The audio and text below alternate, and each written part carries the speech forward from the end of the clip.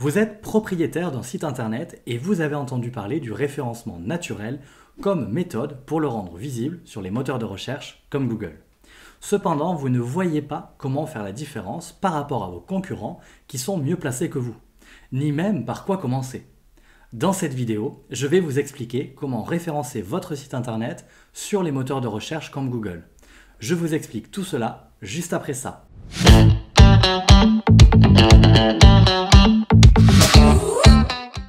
Bonjour, je m'appelle Vincent Verdier, je suis le fondateur de Formation Winnet, une école en ligne pour les entrepreneurs. Avec mon équipe, on accompagne les entrepreneurs à rendre leurs projets visibles sur Internet pour leur permettre de trouver des clients. Retrouvez régulièrement nos conseils sur cette chaîne YouTube et si vous êtes nouveau, alors abonnez-vous pour ne rater aucune vidéo. La principale question que tous les propriétaires de sites web se posent est la suivante. Comment référencer mon site Internet pour qu'il arrive en haut des pages de Google ? Vous êtes nombreuses et nombreux à ne pas savoir par où commencer lorsqu'il s'agit du référencement de votre site Internet. Comment faire en sorte que votre site soit visible lorsque les personnes tapent des mots-clés en lien avec les solutions auxquelles vos produits ou services répondent? Comment les utilisateurs de Google peuvent-ils vous trouver en tapant des mots-clés qui répondent à leurs questions? Tout simplement, la première des choses à faire va être d'identifier les fameux mots-clés qui sont tapés par les internautes et qui correspondent aux solutions que vous vendez par le biais de vos produits ou de vos services. Rassurez-vous, vous n'allez pas chercher ces mots-clés dans Google directement. Il existe de nombreux outils pour y parvenir.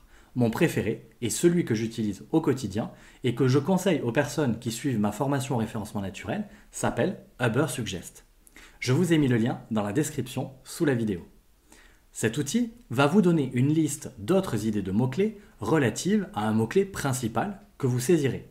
Par exemple, si vous cherchez à vous référencer sur le terme coach sportif, l'outil va vous donner d'autres mots-clés du type coach fitness, coach personnel, personal trainer, coaching sportif, etc.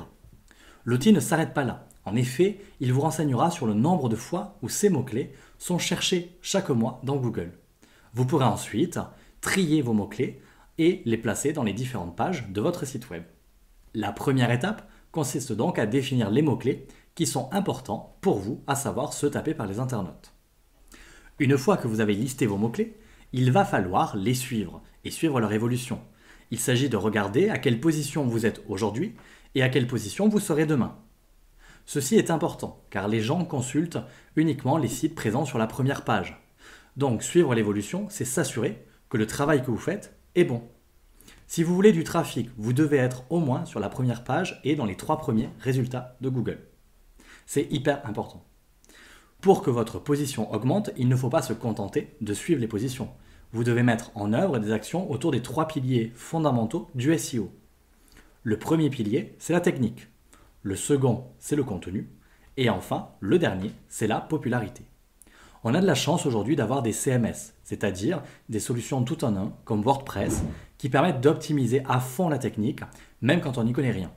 Et c'est ce qui rend accessible le référencement naturel à chacun de nous tous. Je ne vais pas détailler dans cette vidéo, mais vous trouverez beaucoup d'informations à ce sujet sur Internet et sur d'autres vidéos YouTube. Concernant le second pilier, la recherche des mots-clés, dont on a parlé au début de cette vidéo, c'est essentiel, car cela va vous permettre d'avoir les bons mots-clés dans le contenu et vous pourrez en plus utiliser des synonymes pour étoffer votre contenu.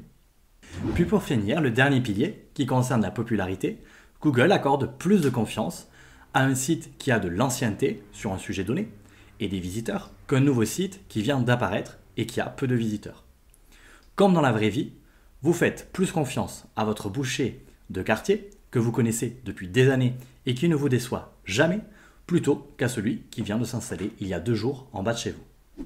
Google vous accorde cette confiance en fonction du nombre de personnes qui vous font déjà confiance, c'est-à-dire le nombre de sites qui parlent de votre site web. En définitive, plus vous aurez de liens vers votre site actuel, depuis des sites influents ou de confiance aux yeux de Google, et plus il aura confiance en vous.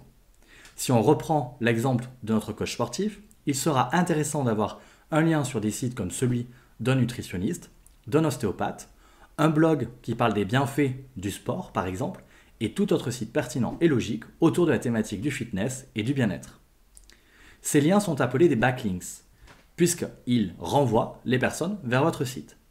Je ne peux pas détailler la manière dont vous devez vous y prendre pour en obtenir, cela prendrait beaucoup trop de temps à expliquer dans cette vidéo. Parce que mon objectif est que vous puissiez actionner directement tous les conseils que je vous donne. J'aimerais vous proposer un petit exercice. Appliquez les conseils de cette vidéo sur une des pages de votre site web, puis partagez-la en commentaire sous la vidéo. Je regarderai votre travail et je vous ferai des retours constructifs. J'ai déjà hâte de voir le résultat. Merci d'avoir regardé cette vidéo et d'être resté jusqu'au bout. Si vous voulez aller plus loin sur le référencement naturel, n'hésitez pas à parcourir notre site internet dont le lien est présent sous la vidéo en commentaire. À bientôt!